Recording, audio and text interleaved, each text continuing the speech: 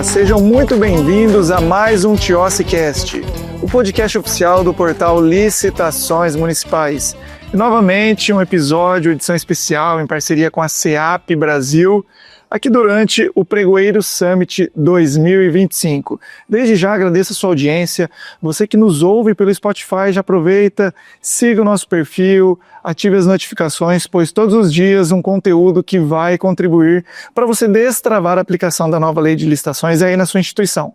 Da mesma forma, você que nos assiste pelo YouTube, se inscreva no nosso canal, ative as notificações, pois toda semana um vídeo novo para você sobre esse universo das contratações públicas. E hoje eu recebo um convidado muito especial, palestrante aqui do Pregoeiro Summit 2025, professor Gustavo Schiffler.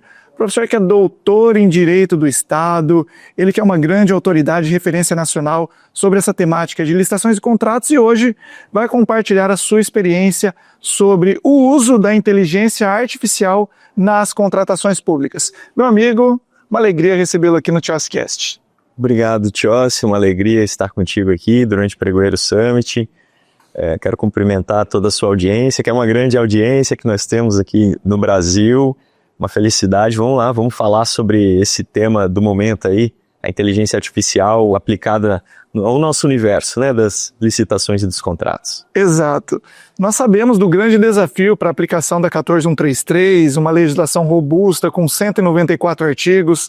Sabemos também das dificuldades de muitas instituições em razão da carência de material humano, de estruturas muitas vezes ortodoxas de contratação, e eu vejo que a inteligência artificial ela tem muito a contribuir para nós avançarmos com uma melhor aplicação dos recursos públicos. Então, traga uma contextualização sobre a IA e acredito que o nosso público, muitos talvez nem saibam exatamente o que é inteligência artificial. Então, vamos começar do básico. Vamos lá.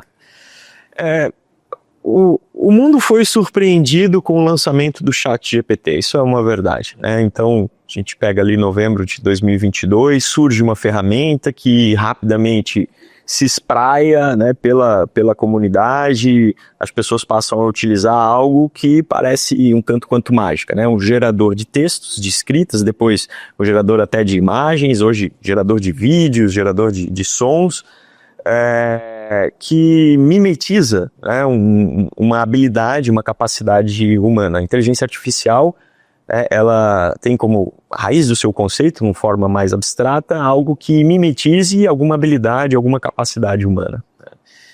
E rapidamente, quando isso aconteceu, nós que operamos as licitações públicas, nós nos colocamos a tentar descobrir como aquilo poderia ser útil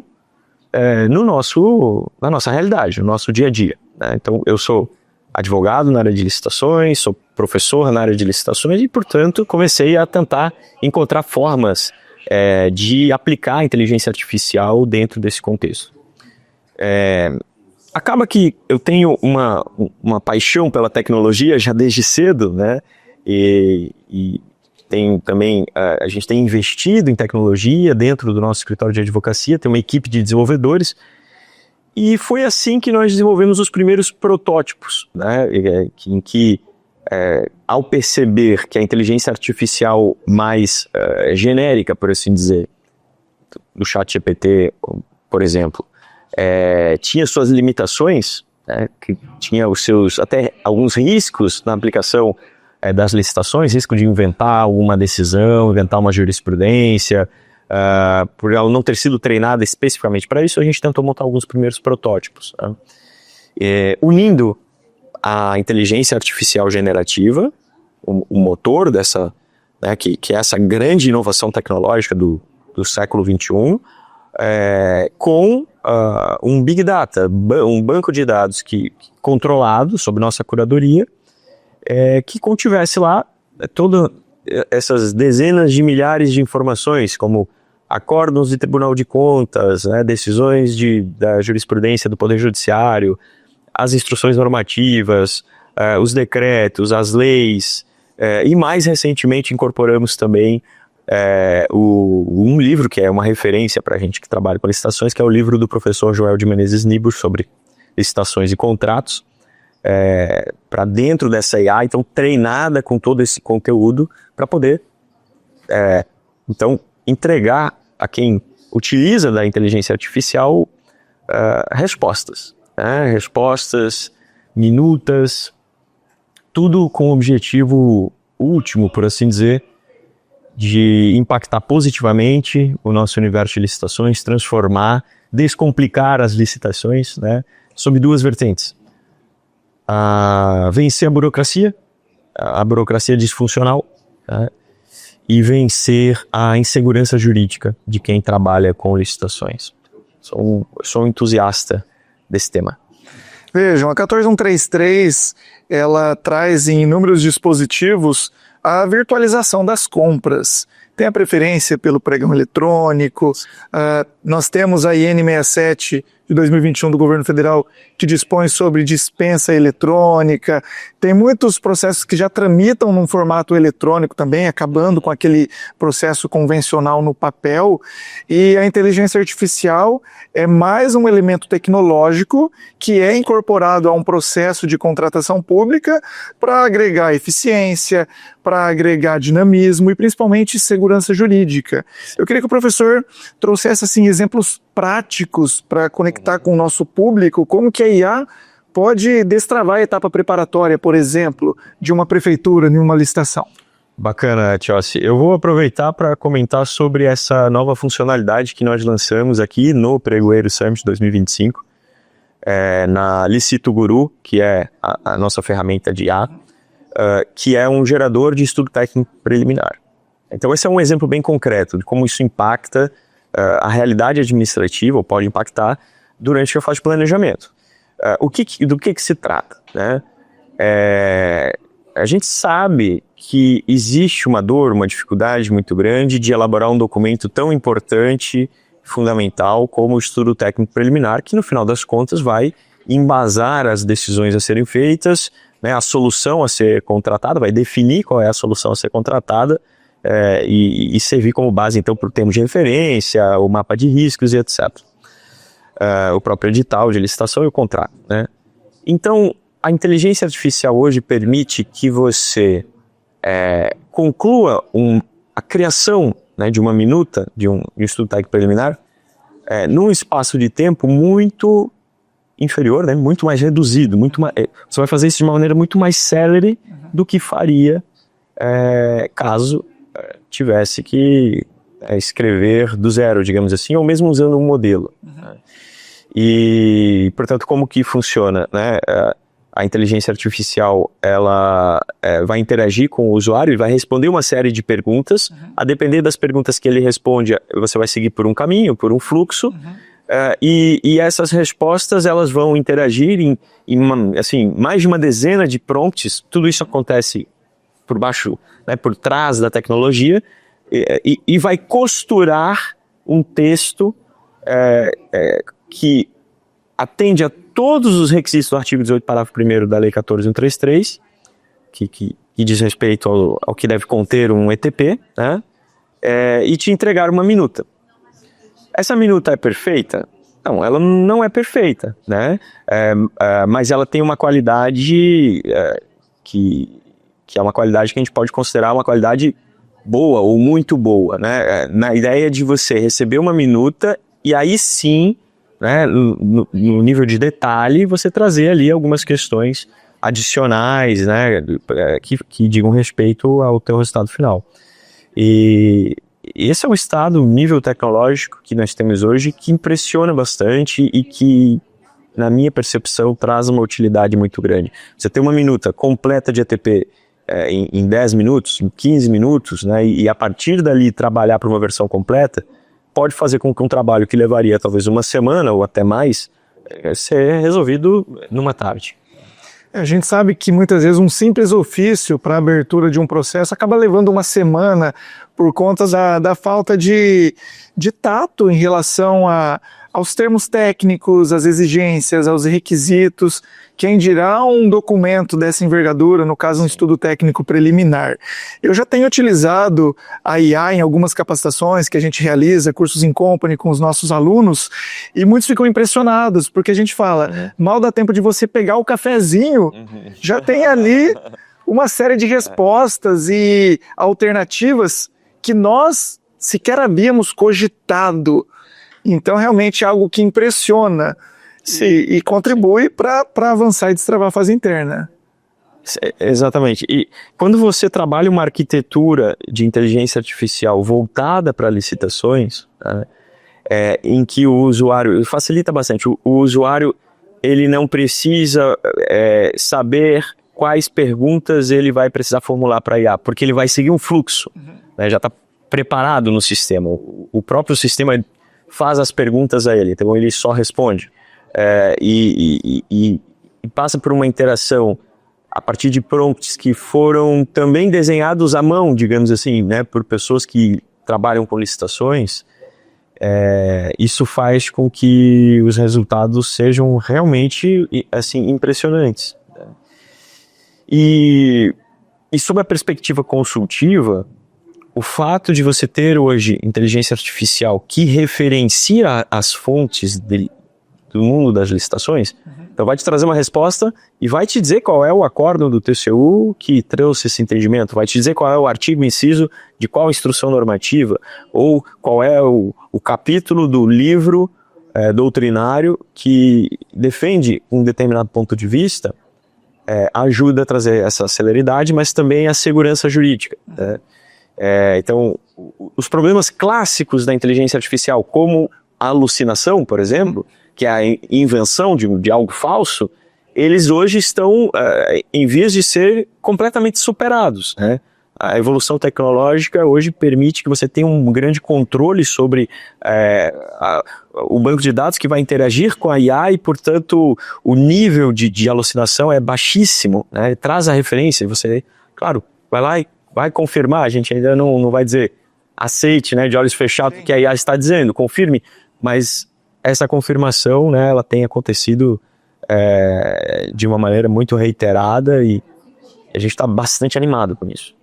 A gente percebe que, em razão da própria estrutura do nosso país, a legislação, de certo modo, ela causa uma insegurança jurídica muito grande. Nós temos uma verdadeira colcha de retalhos, porque tem a lei de licitações, tem instruções normativas, tem os decretos, e daí tem as decisões dos tribunais de contas, e a gente sabe que a sociedade clama por ações imediatas por parte do poder público, e muitas vezes o servidor público ele não tem braço, ele não tem condições de fazer um estudo mais aprofundado, e esse tipo de ferramenta ele acaba dando essa diretriz para uma tomada de decisão mais assertiva. Sim. Seja para a procuradoria jurídica, seja para o próprio gestor, autoridade competente, seja para o servidor que está lá na ponta elaborando uma pesquisa de preços ou fiscalizando um contrato administrativo. O próprio pregoeiro também, que está ali durante a sessão, eventualmente precisa tomar uma decisão rápida. Vamos dar um exemplo, né? Hoje o ministro Benjamin Zindler esteve aqui, estava falando sobre inexequibilidade das propostas, né? Sobre essas polêmicas que existem sobre precisa diligenciar, não precisa diligenciar antes de desclassificar uma proposta, né? O entendimento do TCU clássico e que se mantém até o momento é de que é necessário oportunizar ao licitante, antes de desclassificá-lo, a eventual demonstração de que o preço por ele apresentado, embora no início tenha sido presumido como inexequível, na verdade ele é exequível, né? Então, prestigiar a verdade material, como disse hoje o ministro Zindler. E esse é um exemplo de uma dúvida que pode acometer a qualquer pessoa que trabalhe com licitações, porque a lei não é clara sobre se a presunção é absoluta ou se a presunção é relativa. Então a gente precisa dos entendimentos jurisprudenciais, né, e atualizados. Então é um exemplo que, se você fizer uma consulta dessa, muito rapidamente a resposta será apresentada, né? Você não precisa entrar lá no site do TCU, pesquisar, entrar em cada acórdão, ler, né, os trechos, tentar entender. Não, ela vai te trazer a resposta. Ou ainda, alguns detalhes fáticos que podem fazer a diferença. Só aprofundando o exemplo. E se aparecer um lance na licitação, no pregão, manifestamente inexequível? O sujeito lá está comprando um equipamento que custa R$1 milhão e ele apresentou um lance lá de R$10. É manifestamente inexequível e pode atrapalhar o andamento do pregão, aquela proposta. Sim. Né? O pregoeiro pode desclassificar imediatamente a proposta? Então, é uma derivação da primeira pergunta. Bom, nesse caso, a inteligência artificial vai buscar na jurisprudência do TCU, nas instruções normativas, vai falar, olha, nesse caso, excepcionalmente pode. Não vai precisar fazer prévia diligência. Então, o dia a dia do operador das licitações, ele traz uma série de desafios que, em conjunto, atraem momentos de insegurança, de indefinições. E você ter uma ferramenta que vai te orientar e guiar de forma imediata, síncrona, faz, na minha percepção, com que a gente tenha uma transformação na forma de lidar com as licitações. Né? Por isso essa empolgação.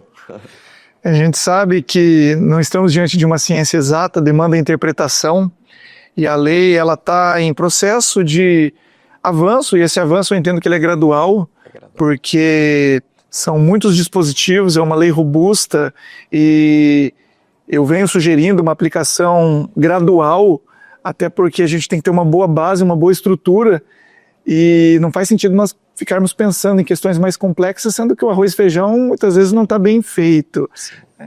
E as decisões dos tribunais de contas, elas têm um papel pedagógico fundamental, porque elas auxiliam o gestor na tomada de decisão, porque eles já conseguem fazer um levantamento de qual tem sido a diretriz para determinadas condutas e possibilidades. E se você tem isso ao seu lado em tempo real, sim, isso, sem sombra de dúvidas, acaba ajudando bastante. Você bem mencionou o professor Niebuhr, a obra dele é uma obra de cabeceira, eu já falei isso pessoalmente para ele.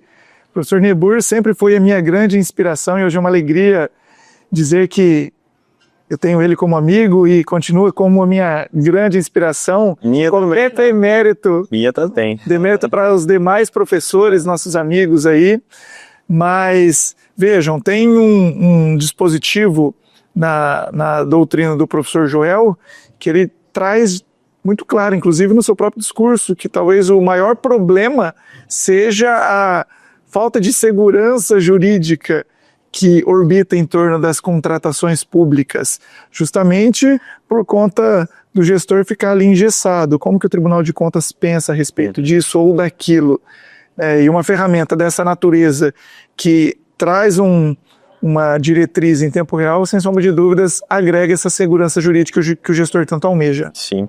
E há um detalhe adicional relevante aqui, Tio, se você vai entender porque você é um especialista em licitações e em licitações municipais de uma maneira especial, destacada, né? Você é um especialista em municípios. Nós sabemos que a realidade dos municípios é uma realidade diferente dos outros entes, especialmente da União, por exemplo, para fazer um contraste. E a inteligência artificial, ela tem uma capacidade de reduzir as simetrias em termos de estruturação necessária para essas atividades intelectuais. Né? Deixa eu explicar um pouco melhor. Os estudos que se fazem, empíricos, sobre o impacto da inteligência artificial, eles revelam, aqui citando em específico um estudo patrocinado pela Harvard Business School, eles revelam que o impacto da inteligência artificial para aquelas pessoas, né, que, digamos assim, estão abaixo da média, né, e eu aqui quero extrapolar para dizer para os órgãos, para as entidades, né, que estão de forma da sua capacidade institucional abaixo da média, o impacto da inteligência artificial ele é maior, né? Por quê? Porque é uma implementação muito rápida, né? O investimento hoje para você ter acesso a essas ferramentas não é um investimento muito alto e ele, imagina, né? Um órgão não estruturado passa a ter como apoio uma ferramenta dessa, o ganho que ele tem é muito grande. é muito maior do que o ganho de produtividade que um órgão extremamente bem preparado, né, que não tem déficit de pessoal, com pessoas, né, que enfim, estão lá habilitadas, que já têm outros sistemas, teriam. Então, especialmente para os municípios, né, que estatisticamente ainda não conseguiram ter um nível de maturidade institucional que seria o ideal para a aplicação das leis de licitações, essa ferramenta ela tem um potencial de ajudar até mais do que ajudaria, por exemplo, um órgão da União, um órgão estadual. Professor, já existem experiências concretas no Brasil de utilização da inteligência artificial? Existem. Assim, a inteligência artificial, ela já é usada pela administração pública brasileira. Sim. O ponto é que ela é muitas vezes utilizada de maneira informal. O que eu quero dizer com isso?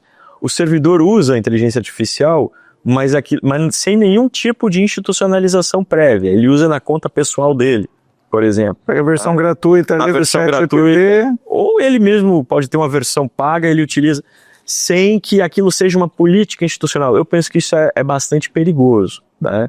Por quê? Porque existe a necessidade, na minha visão, né, de ter, no mínimo, orientações ou diretrizes sobre como a IA deve ser utilizada pela administração pública, né? Isso, o próprio TCU, acho que os ouvintes, né, do teu podcast podem ir atrás porque essa é uma informação relevante. O TCU tem um guia de uso da inteligência artificial para quem faz parte do TCU, da IA generativa. Ele tem um guia, foi publicado em 2024, que vai trazer uma série de orientações, que eu vou dar alguns exemplos, que precisam ser observadas, né? Então, hoje ela é usada, porém muito de maneira informal. Esse é um primeiro ponto, né? Então o TCU no seu guia vai dizer, olha, você pode usar a inteligência artificial, no entanto, você permanece responsável, integralmente responsável, por todas as decisões, todos os atos que você praticar com o uso da IA. Com ou sem o uso da IA, você continua responsável. Né? Outra orientação, né? Não inclua dados sensíveis, dados que são confidenciais, dados protegidos, dentro de um sistema de inteligência artificial, tendo em vista que a grande maioria dos sistemas de inteligência artificial não garantem qualquer tipo de privacidade avantajada em relação aos dados que são lá imputados, né? Então, a tua pergunta já é utilizada muito de maneira informal e isso não é adequado, né? Eu posso falar de algumas experiências concretas aí já institucionalizadas, vou falar de uma específica. No ano passado, quando nós lançamos a nossa ferramenta de inteligência artificial generativa especializada em licitações, na Chief AI, né, que foi a minha startup que desenvolveu a tecnologia, nós celebramos um contrato com o Ministério Público da Bahia. Um contrato em que eles utilizam essa inteligência artificial como uma ferramenta de apoio técnico para o desenvolvimento de pareceres que tratam de contratos administrativos dentro do Ministério Público. E o que é interessante, né? Aconteceu uma capacitação sobre conceitos de IA, o que é IA, quais são os limites dela, como ela deve ser utilizada, o que pode ser feito, o que não pode ser feito. E aí sim, né, agora já institucionalizada, a gente tem uma ferramenta com uso muito mais seguro, né, um uso dentro de parâmetros éticos, um uso que é sustentável, por assim dizer. Assim, essas diretrizes elas são fundamentais, porque a gente vem se deparando com notícias onde usam a inteligência artificial na advocacia, não necessariamente na licitação, e aquilo ali menciona decisões que não existem, trazem... Não só na advocacia, a gente teve exemplos na magistratura também, e de certa maneira, a gente tem como presumir diferente, né? Não foi doloso, né? A pessoa não, obviamente, quero acreditar colocou uma decisão falsa ali de propósito. Mas o ponto que eu quero chegar, professor, é sobre essa impossibilidade de delegação de responsabilidade. Perfeito. Né, de não substituição da mão de obra, da atribuição efetiva do servidor público. Eu queria que você falasse um pouquinho sobre realmente a pessoa que está operacionalizando a IA, quais são as características que esse servidor precisa reunir, quais são as cautelas, quais são os cuidados, porque existem limites, existem diretrizes. Com certeza. E o que eu ouço muito é que a inteligência artificial ela vai substituir o trabalho humano. É uma afirmação muito ampla, muito subjetiva, e vamos avançar sobre... Vamos lá. Pela base, né, a responsabilidade pelas decisões de opiniões técnicas permanece integralmente com o agente público que tem a competência legal para praticar aquele ato. Perfeito. O ordenamento jurídico brasileiro não permite a delegação de uma competência para um algoritmo, para um robô. Então, e poderia ser diferente, sabe? Na Suécia, há a possibilidade de você ter decisões administrativas algorítmicas. Eles têm uma lei e está incluído lá na lei de processo administrativo deles. No Brasil, não. Né? Do meu ponto de vista, não há espaço para você delegar uma decisão administrativa para uma inteligência artificial. Então essa é uma premissa. Se não há possibilidade jurídica, significa que o agente público vai continuar responsável. E não somente pelo ponto de vista jurídico, mas pelo ponto de vista tecnológico, nós ainda não estamos num estado da arte do desenvolvimento dessa inteligência artificial, que na minha percepção ainda não chegamos lá, a ponto de ser desnecessária a supervisão humana. Nós estamos evoluindo muito, muito rápido, os resultados são cada vez melhores, mas seria premeditado, seria muito uma antecipação exagerada nesse momento a gente admitir essa substituição e, portanto, né, nem sabemos se isso um dia acontecerá, mas existem várias subjetividades humanas, assim, da crítica humana, que ainda me parecem essenciais, sobretudo na nossa área, né, das licitações e dos contratos. Então, por exemplo, você vai gerar uma minuta de ETP, por melhor que ela esteja, é necessário fazer a leitura, fazer essa supervisão, essa revisão, e vamos supor que a gente, né, consiga entregar uma minuta de ETP automatizada por IA tão boa que o trabalho da autoridade poderia ser simplesmente homologar aquela minuta. Podemos chegar nesse ponto, né? Mas não vai suprir o olhar crítico, pelo menos, né, nesse momento, nos próximos, acredito eu, né, nos próximos tempos, não vai substituir o olhar humano e nem deve nesse momento. Tá, para o nosso ouvinte que está aqui, servidor público, lá da prefeitura do interior, daquela Câmara Municipal, daquela autarquia, consórcio, o que ele precisa, primeiro passo, fazer para institucionalizar a IA, para ele utilizar efetivamente de uma maneira segura? Como que ele busca essa ferramenta, quais são os passos para efetivamente ele colocar em prática? O primeiro passo é um passo de conscientização da existência dessa tecnologia, né, de primeiros testes, de usos, entender como funciona, que tipo de input que eu trago, de prompt que eu apresento, o que é que vem, né, para muitas pessoas ainda não se utilizam da inteligência artificial, né.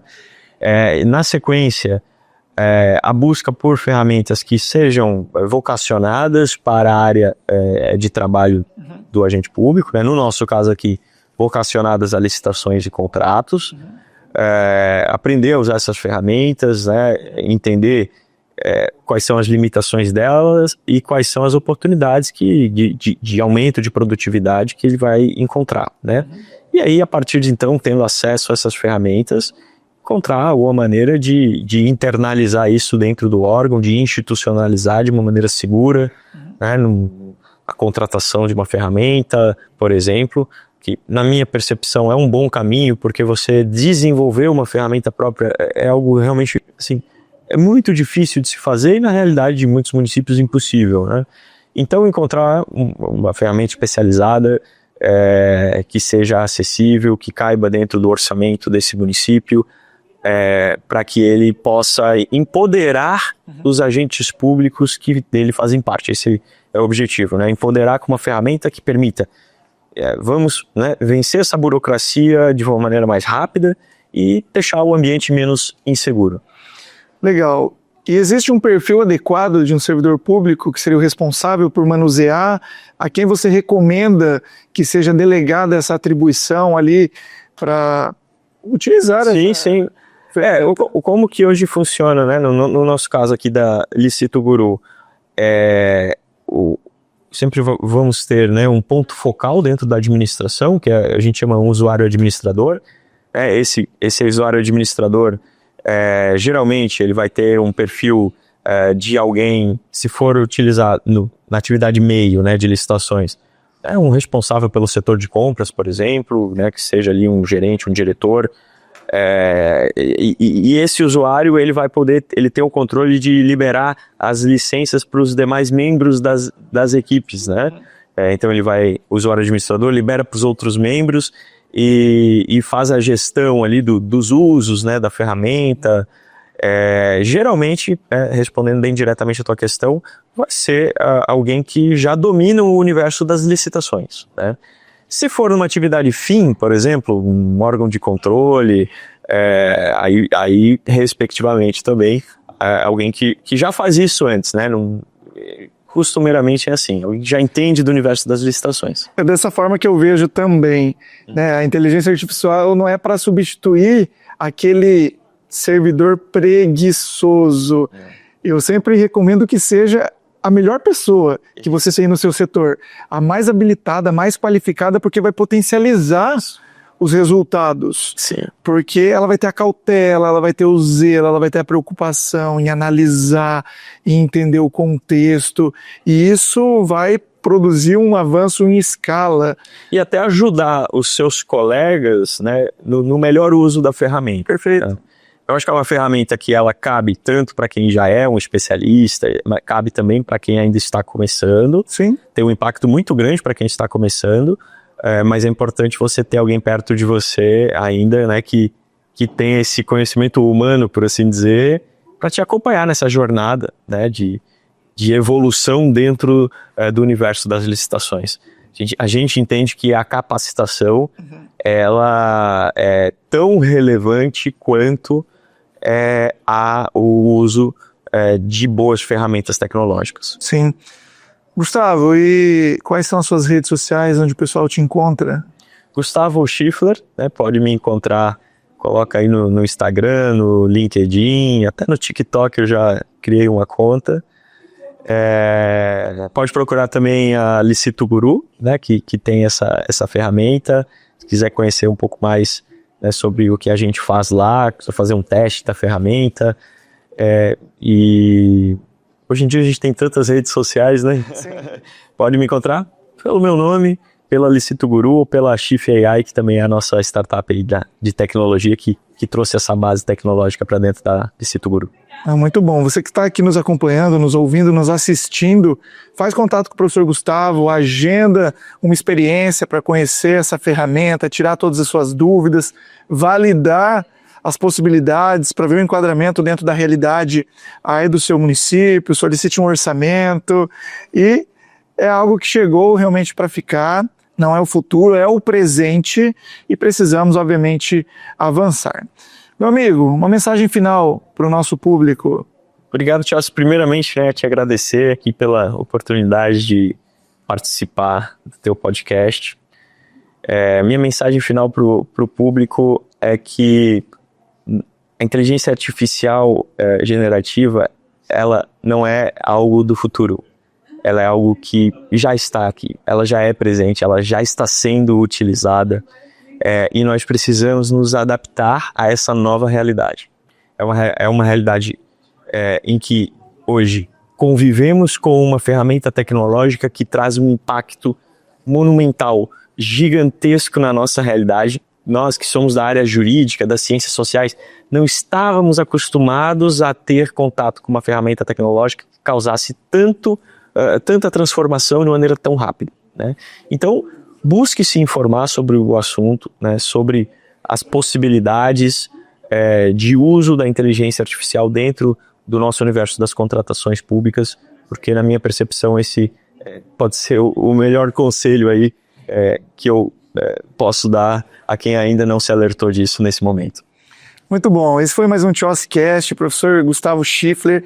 Já pega o link agora e compartilha com a primeira pessoa que veio na sua cabeça. Manda lá para o seu prefeito, para o seu secretário, para o assessor jurídico, pregoeiro, porque eu tenho certeza que esse conteúdo vai contribuir para destravarmos a aplicação da nova lei de licitações aí na sua instituição. Já aproveita, siga as redes sociais do professor Gustavo, siga Licito Guru também no Instagram, siga CEAP Brasil, Pregoeiro Summit e também o nosso TIOSCast. Meu muito obrigado a vocês e nos encontramos no próximo episódio. Valeu!